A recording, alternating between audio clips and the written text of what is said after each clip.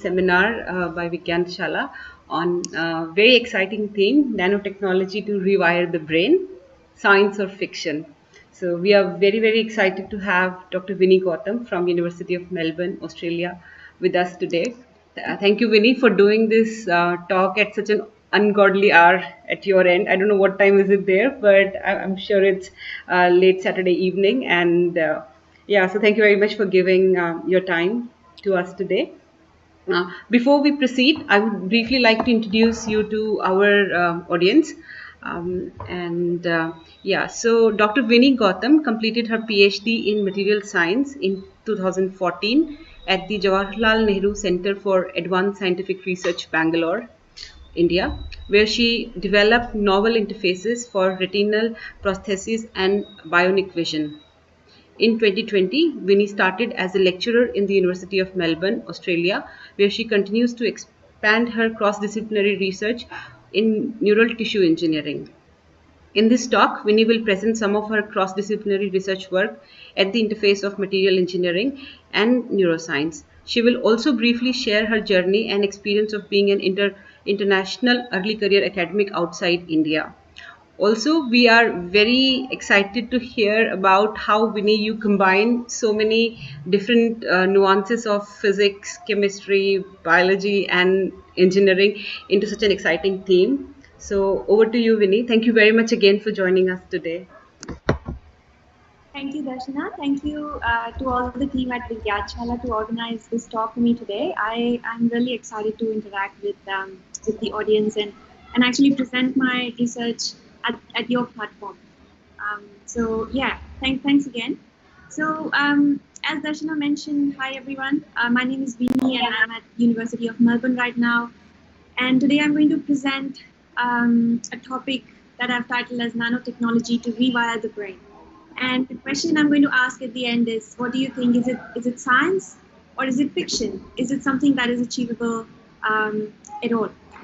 But that's my dream. So before I start, let me ask by asking you to remember the name of your best friend. And remember an event that you went out with your best friend and had a good time with them. Yeah, so I think by now you all have got some memories back, and some of these memories have made you happy, and you're already thinking about when is the next time you're going to meet with your friends. Now, what if I had asked you the same question and you wouldn't have remembered anything? You wouldn't have had any memory of anybody. So believe it or not, there are millions of people in this world who cannot remember the names of their friends or the names of their loved ones or even the faces of their close-knit family members. And the cause of this is after an injury to the brain or a disease of the brain. And the cause of this is because this supercomputer that sits in our head, that is the brain, is extremely complicated. And we do not understand how this brain works. And we do not have any treatments to cure any of the issues with our brain. So in my talk, I will give you a brief overview of what are the challenges in this area and how we are trying to overcome some of these challenges. So about the brain, our brain is wired up with many circuits. And these circuits provide the brain its functions. So functions like vision, how do we see our environment? Functions like movement, our memory, how we learn languages, functions like our emotions or our ability to smell so many different kinds of things, and our intelligence, our ability to solve so many different problems in our daily world, and also functions like making decisions.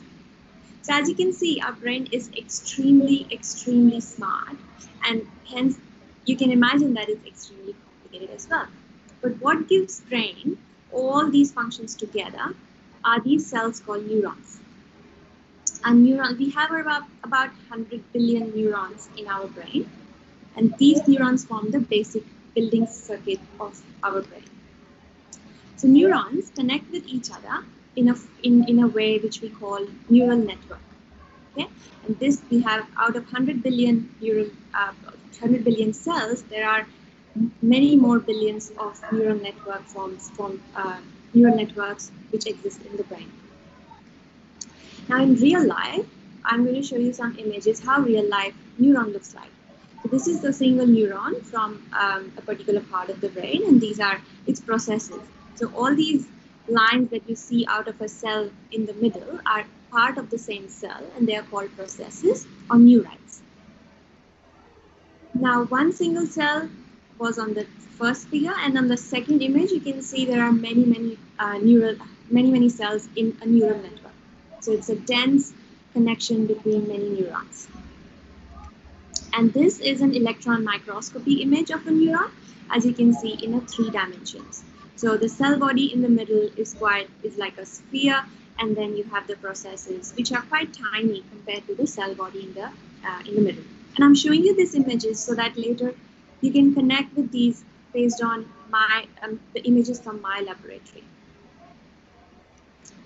Now, the brain function, as I said before, comes from the connection between these neurons in the brain.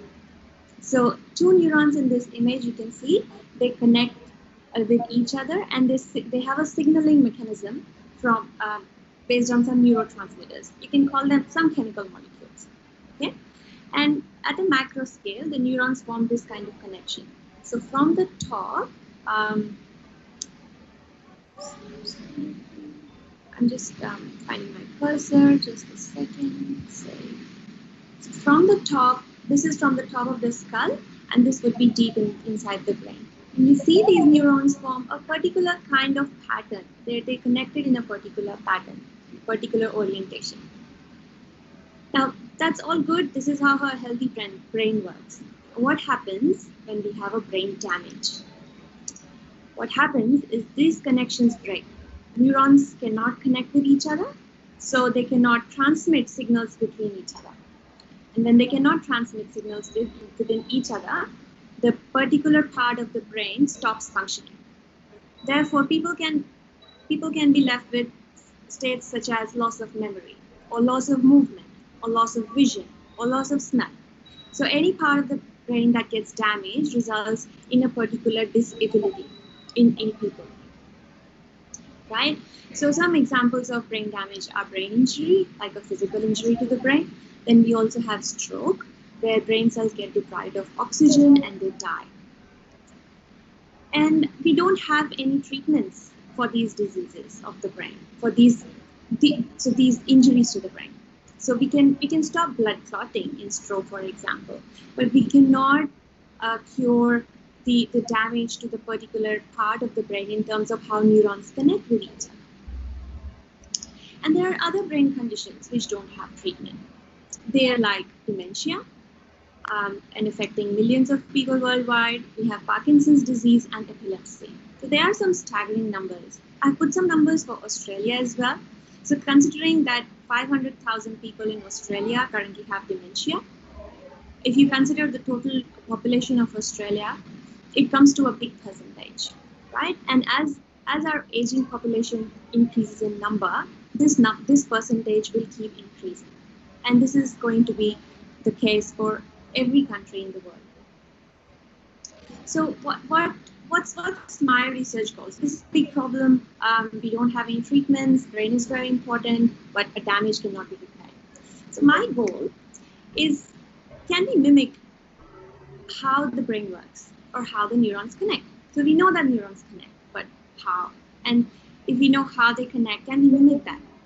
And the idea that I have is, can we use nanotechnology to guide these neurons to connect with each other? So imagine you have a damage and you don't have, neurons are not able to connect. Can you provide them with a path that they can connect with? And that is what I say, to rewire the brain. So that there are connections in the brain that have broken, just like wires broken in an electrical circuit. Can we rewire them together?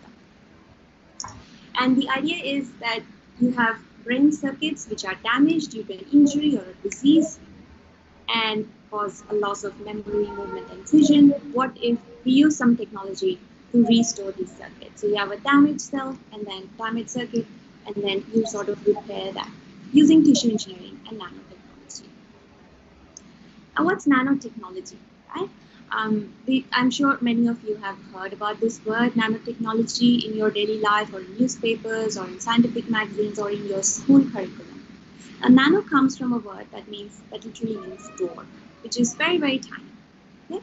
So, and one nano, you can imagine, is so our hair, a strand of our single hair, is about 100,000 nanometer.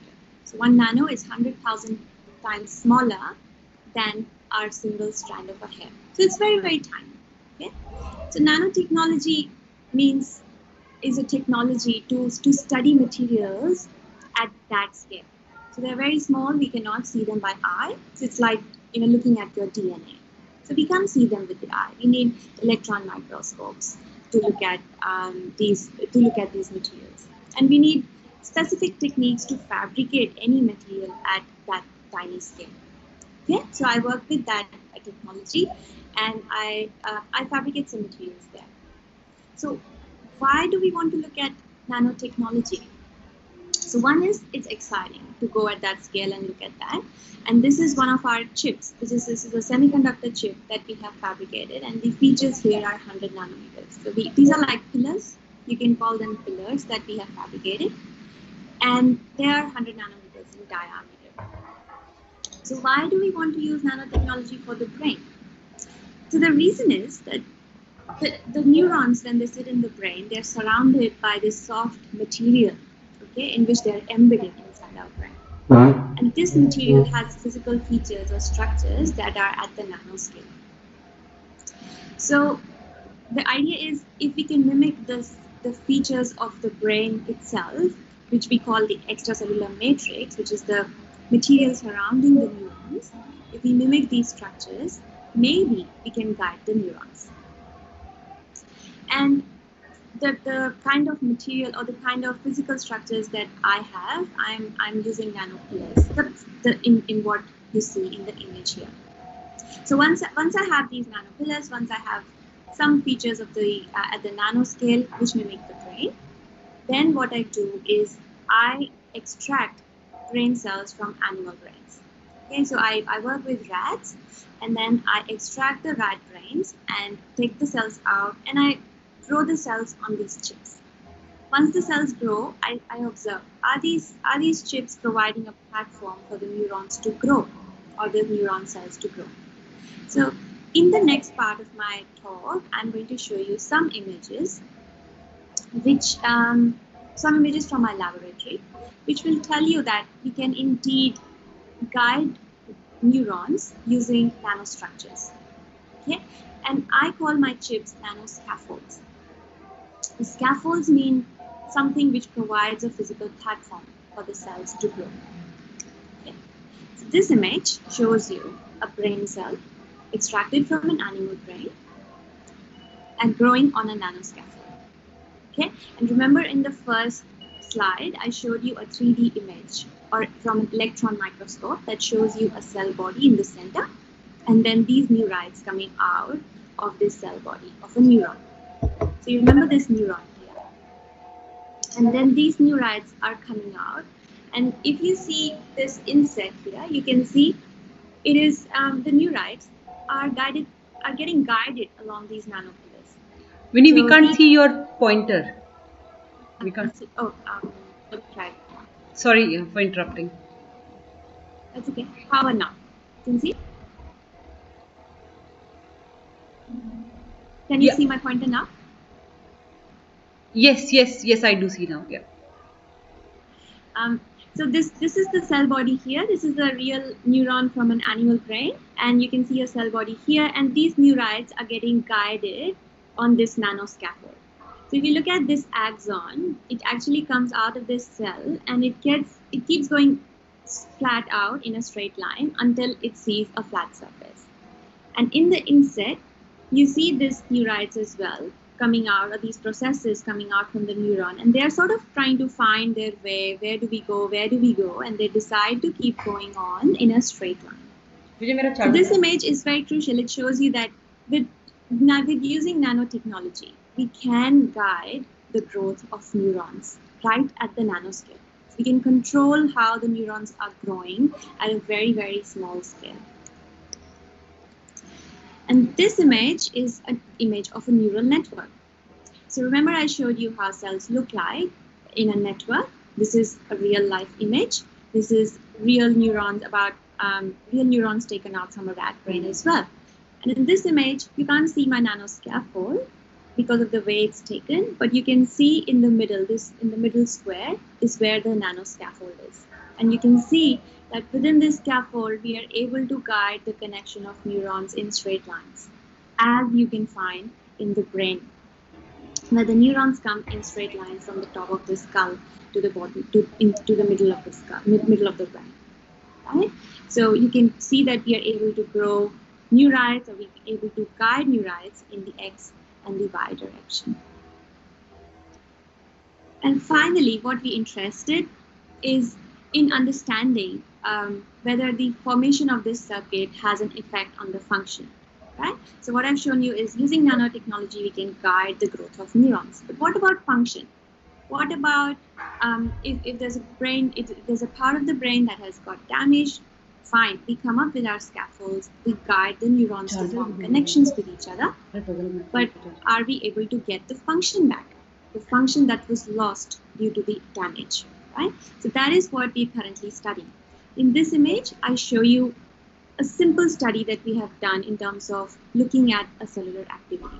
So an x-axis here is the time.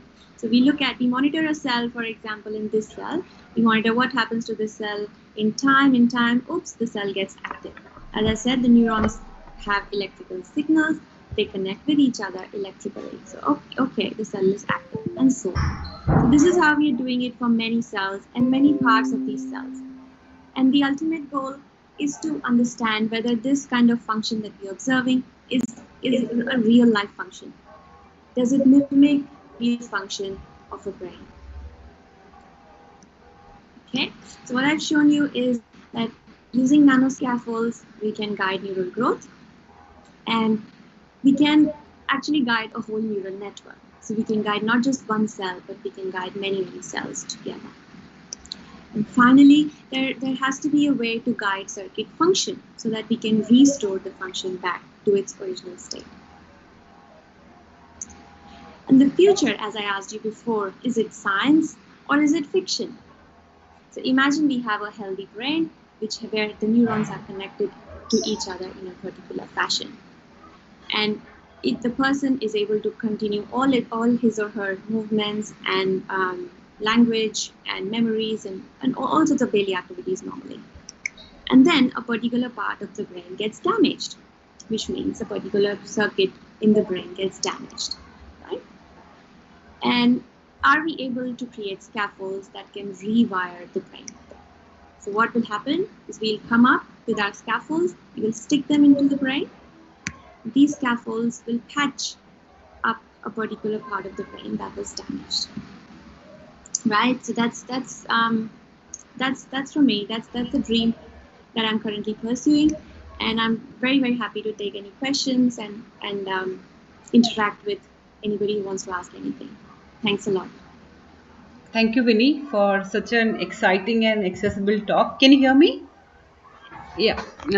So we have some questions here from students. Deepika, she's a class 11 student. She wants to know how much of it is already happening. Like if somebody has a brain damage in an accident, is the brain replaceable in the current with the current techniques that we have? It's from a class 11 student, so you can. Unfortunately, we don't have any treatments. As I mentioned before, if a person has a brain damage, they're left with permanent disabilities. We don't have any treatments available. We can stop blood clotting, we can stop we can stop the damage from progressing, right? We don't have treatments. Yeah. Okay. So, the second question is from Sagar. He's asking, what are your perspectives about biomimicking chips? When can we have such chips in the market, or when is it expected to be in the market? Yeah, there are lots of biomimetic chips right? And people are developing it for all sorts of organs. So my PhD, for example, was on developing a chip that can stimulate a blind retina, and then people are trying to develop biomimetic organs and scaffolds for spinal cord injuries. So there's still there's still in, I would say, in development stage. There's still not a chip that has been um, that's been implanted, or even if they have been implanted for other organs, they're not they're not commercially available. I must say, they're still in clinical trials, is what we call. Doctors implant them in patients, and then patients are observed for a few years, and then the chips get in. They work on developing the chips further, and then they implant the second kind of prototype again. Thank you, Vinny, for that answer. This Prashant is asking, how is memory defined neurologically? Okay. So what in neurologically? So you mean experiment-wise, how people would define memories? What they would do is you have a group of neurons, and in vitro. So if we you can't open a human's head and stick electrodes and say, okay, you are having a memory, right? So for in vitro experiments, when we take out animal cells and we do grow them on chips and are in the lab, what we do is we record cellular activity, we record electrical signals, right? And then when the cells talk to each other more and more, you sort of give them a stimuli. So you say, let's give a voltage pulse to these cells. So you give like a little stimuli, or it can be a mechanical stimuli, right? And then you would give that mechanical stimulus. You would poke the cells again and again and again at a defined interval. So that sort of becomes a memory for that group of cells, right? And then the output, so that's your input, the mechanical poking. The output of that cells, the kind of electrical signals that those cells will give, is sort of related to the memory. So this is how it's done in the lab, in vitro, right? And then you can do it for animals. What you do is you sort of teach an animal to do a particular task. It becomes a memory. Then you open up the animal's head and stick electrodes into its head and say, okay, this memory corresponds to these signals in the neurons. Right? So it's a correlation.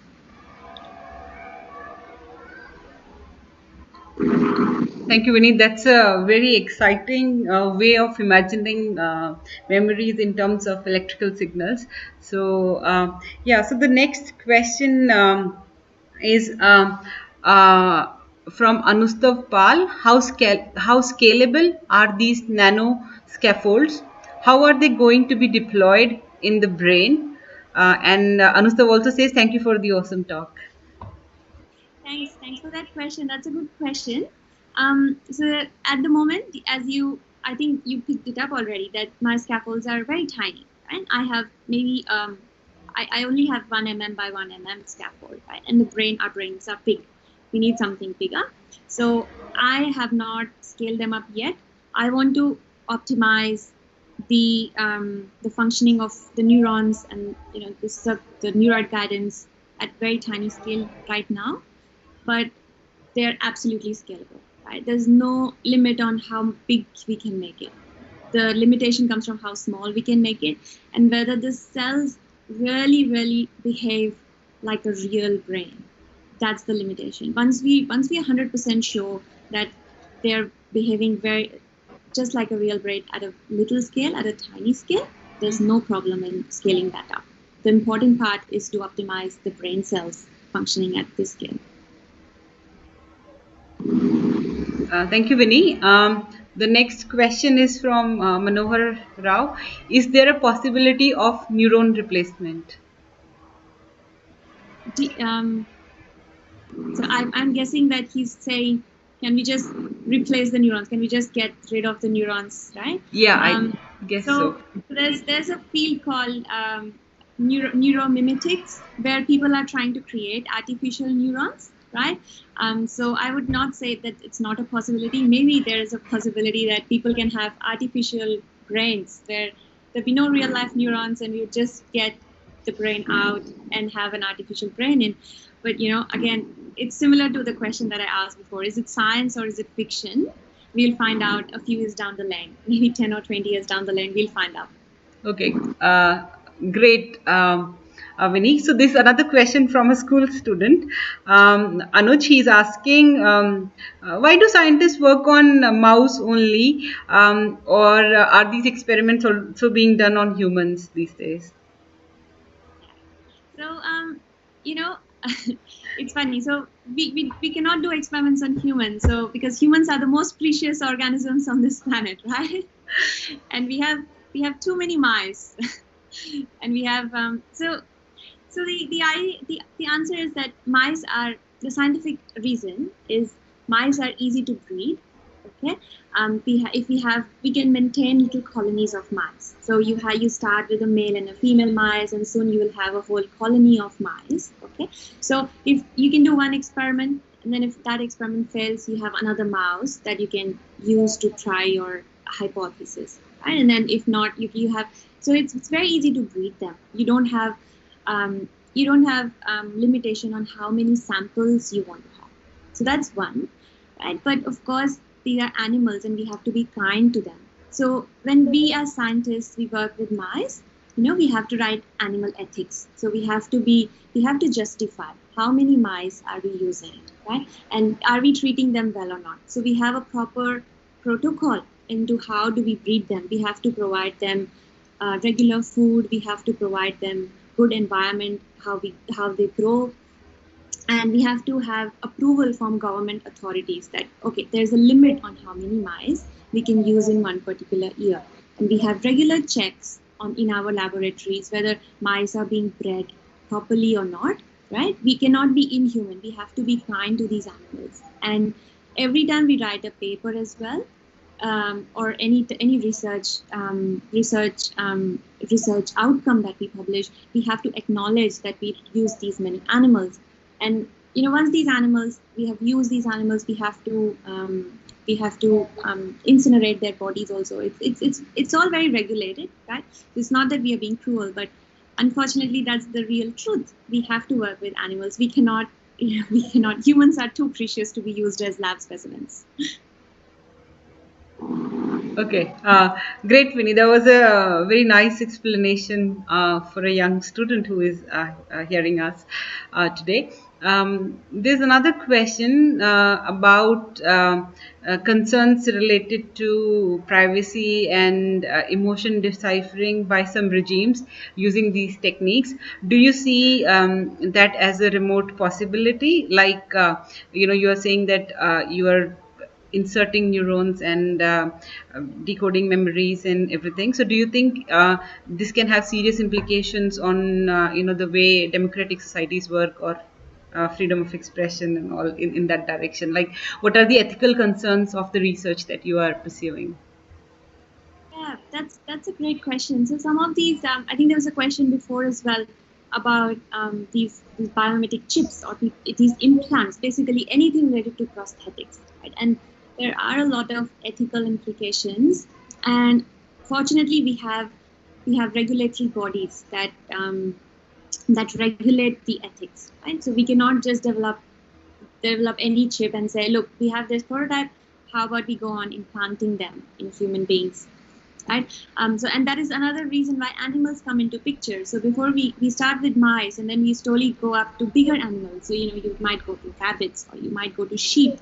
Or some of these experiments are done on pigs, and then slowly you would go into primates, where some people look into monkeys, and only then once we are sure of what we are doing, once we are sure of the kind of results we're getting, only then we go to humans. So there's a lot of regulations by the time we reach humans.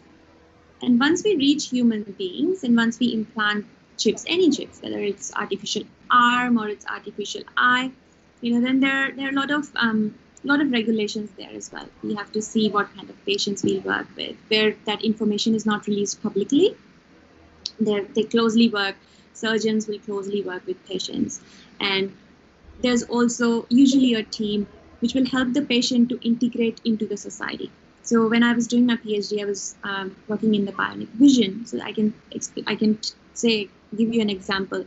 When people have these bionic chips implanted into their eyes, There's a whole team. They actually teach blind people as to how to see the world again. So it's not as straightforward because they've never seen light. And suddenly when they start seeing light, they have to be trained. They have to be rehabilitated. So it's always regulatory bodies there, and it's not just we scientists doing crazy things with humans. But that's a great topic. Thank you, Vinny. This another question from a class 12 student, Deepika. She's asking if something works for mouse, will it definitely work for humans, or what happens? Like once you have shown something works with mouse, what happens next? Like you have partly answered that question, but I think the other part would be good to illustrate. Yeah. So that's a good point because the answer is we don't know. Okay, so that's something we have to try. So what works with mice? We work with mice because it's easy to optimize a lot of experiments with mice, given how accessible mice are. Once it works with mice, we might go to slightly bigger animals, like maybe sheep. That's another. I'm just giving an example where some people, kind of animals that people work with, and then most likely we expect that it will work the same, and only then we'll go to higher animals. But in some studies, people have shown that things that work with mice and other animals like sheep or pigs or dogs, it doesn't work with human beings. Okay, so we will find out. We don't know, and in many studies, human trials fail. So people come up with so many drugs. I'll give you an example. Like people have these drug companies, they make so many drugs, right? But not all the drugs get passed for human trials because sometimes these drugs work really well in mice. But when they try these drugs on humans, they don't work at all. Okay, so those drugs don't get passed. Only those drugs get passed by FDA, for example, which pass a human test. Right. So we don't know whether my work would work on humans or not. It's still in development stage, but that's a great point. Thanks. Thank you, Vinny. Just a clarification for our younger students. Drugs in this context means medicines, yes, not the other drugs. So just to be clear, because a lot of times students are not very acquainted with the terminology. So we have another question from Simran. She's asking, I'm pursuing BSc third year maths, BSc from mathematics backgrounds. Could you please tell me if mathematicians, like people who study maths, can they also contribute to solving such interesting problems in bio and engineering? Yeah, so I will show you one slide. Am I still able to share my slide at all, Darshana? Yes, they are visible. Oh, sorry. Am I still able to share slide? Yes. So I just want to show this slide to the person who just asked this question. So see, my background is physics. Okay, I did my undergraduate in physics, and I did my master's and my PhD is material science. So you see, there is no biology there, right? And I'm still working so my PhD, I worked in the field of eyes. I worked with retinal prosthesis, and for my post PhD time, I'm working with the brain, right? So if you are passionate, and if you have the interest, then you can solve any problem in science and engineering. There's so many problems this world is facing right now, and all we need is passionate people. Okay, so you're a math student, a lot, and there's just opportunities are endless. Okay. So it's definitely possible. Thank you, Vinny, for that answer. May I just add a quick, secondary question to this? Like your tip for any undergraduate girl in India, particularly those who are coming from very resource, deprived communities. Any career tip that you would want to give? That would be really good if you can, from your own experiences. Yeah.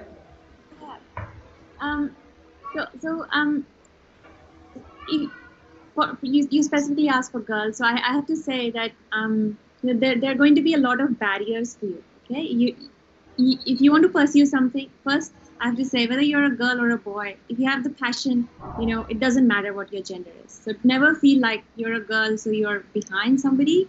And same with boys. Like, I think science should be and it's a subject that's gender neutral. Okay, we can all do very well. So it doesn't matter what's our gender. Okay, and as a girl, and it's an unfortunate truth, you might find that people have a little bit bias towards you. Okay, so if we, like, I studied physics, and I was maybe one of the few girls who would study physics. Okay, and people will have this bias. Oh, you studied physics, you must be poor at it, right? And it's okay. This is how our society is. It's the unfortunate truth, right?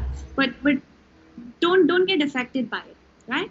Keep your passion up, keep your motivation up, and just rise above these barriers. Just keep going. You will have setbacks, but always keep your motivation up. Never let these biases let you down, right? And coming out of India, like, I faced other kinds of bias. Some people have this bias that we come from developing countries. We may not be as good, for example, as people who get PhDs from branded institutions in America or in the UK. So even my PhD is not from my PhD is from India. It's not from some brand. I don't have a brand behind me like an international brand. So we always have bias, one bias or the other. But I think we should just keep going, and because solving these challenging problems is not easy, and yeah, we should just keep going. That's a great advice, Vinny. We have few more questions, if you don't mind. So the next question is from Manodeep. He's asking, is it possible that any sort of services will guide the dendrite of neurons, or rather, if I have a smooth surface and a rough surface, then the growth of neurons will be different for different regions? I'm just a bit curious. Yeah. So that's exactly what we're looking at, because traditionally people have done all sorts of these growth are done on very smooth surfaces like glass cover slips, and neurons just grow in a particular way, and people have spent years and years on studying biological questions on glass cover slips, right? But if you look at the brain is not flat. It has rough surfaces. It has neurons grow in 3 dimensions. Neurons grow around each other, and it's not two-dimensional smooth surface. So yes, the roughness is going to make a huge difference. In my studies, I also find that the height of my pillars make a difference into how neurons grow. So yes, we will optimize all of that. Thank you, Vinny. The next question is again from Manohar. He's asking, is there possibility of growing 2 different neurons from different species so that they start interacting and produce some interesting physics, biology, whatever? Yeah. So that's a good out-of-the-box question, Manohar. I'm not sure how they would behave or how they would react. Maybe we can do an experiment together and see what happens. I'm not sure what would happen. Thank you. Another one from Prashant again. What is the neural link technology? Can you please explain a little, like if you can? Yeah. So the neural link is, I think you're referring to this Tesla person's the new company in the United States, which is also so they are looking at brain implants as well, and they have this recent announcement. They damaged a part of the brain of a pig and implanted something, and the pig is still moving and he's functioning. So they're I'm not sure, they haven't disclosed exactly what they do or what is their what kind of devices they are making, but they are doing something similar, like having prosthetic chips, having artificial brain implants, or electrical implants. Like, if the particular part of the brain is damaged, you would have electrical impulses into that area of the brain, and then the brain would start working. It's similar to, say, a person doesn't have a person would. So the other part that Neuralink is doing is a person would think. So you control your movement by thinking. So you'd use your brain you would feed those electrical stimuli from the brain into a particular organ. So you sort of bypass the physical connection between the brain and the organs, and you have that electrically. So yeah, I think Neuralink would be the next thing to watch. So to keep an eye out into what kind of technologies they will come up with. So it's a new company. We'll see what comes out of them.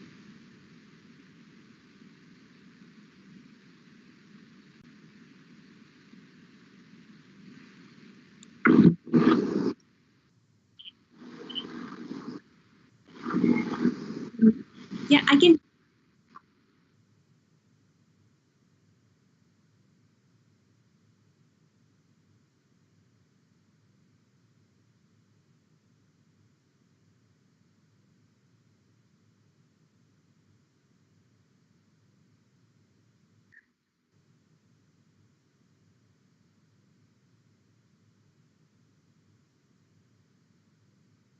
Yeah, I'm not sure if COVID-19 affects brain anyway. There are a lot of news and a lot of papers, but yeah, I'm not sure. Sorry, that's one question I'm not able to answer.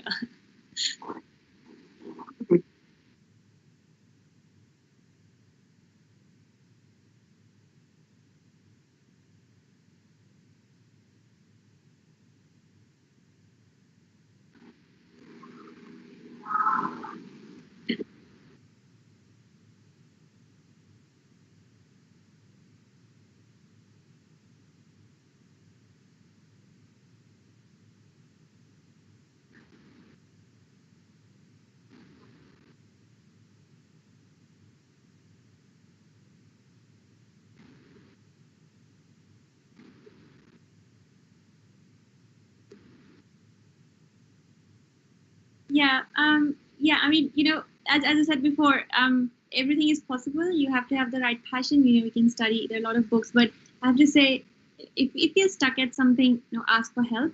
So if you're not sure about something and you think, oh, I'm not confident, ask for help. People usually like to help. Okay. Um, so if you think that you want to do a particular thing, maybe in your master's or your PhD, don't hesitate to ask for help. That this is not your background, you want to learn something from a different field. People would usually like to teach you. Just be open to learning, and yeah, we can learn anything.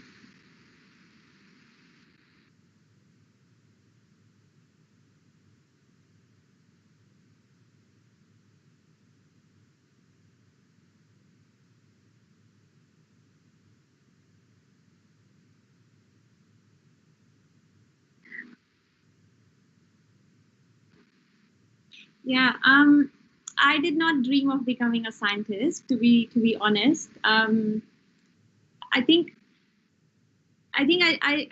yeah, as I studied physics, I just wanted to be a physicist, like Albert Einstein was what I wanted to become. But yeah, even down while I was doing when I started my PhD, I just got interested in maybe solving some real life problems that impacts the human society.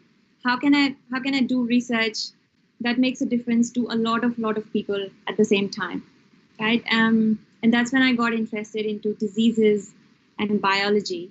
It struck me that using physics and engineering and chemistry, we can come up with so many solutions into human health. So that was the change and shift of my focus. And yeah, I'm enjoying it. I don't want to go back to my first dream. I'm enjoying it.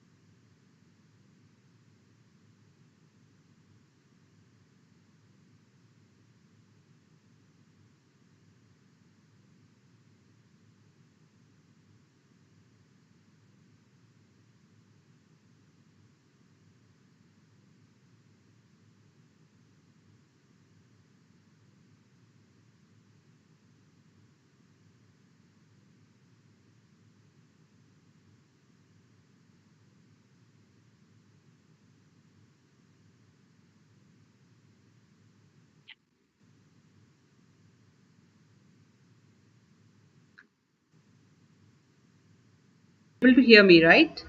Yes. Yeah. So Yeah. I'll let you go as well. I'll get going. Thanks a lot for having me. And yeah, lovely to get all these questions. I love to interact with audience and students especially. Sometimes students ask questions that I've never heard before, and that keeps me thinking. So thanks for all your questions. Very thanks for the interaction. I enjoyed this session as well. Okay. Thanks for having me. Thank you very much, Vini. Good night. Have a take care. Yeah. Okay.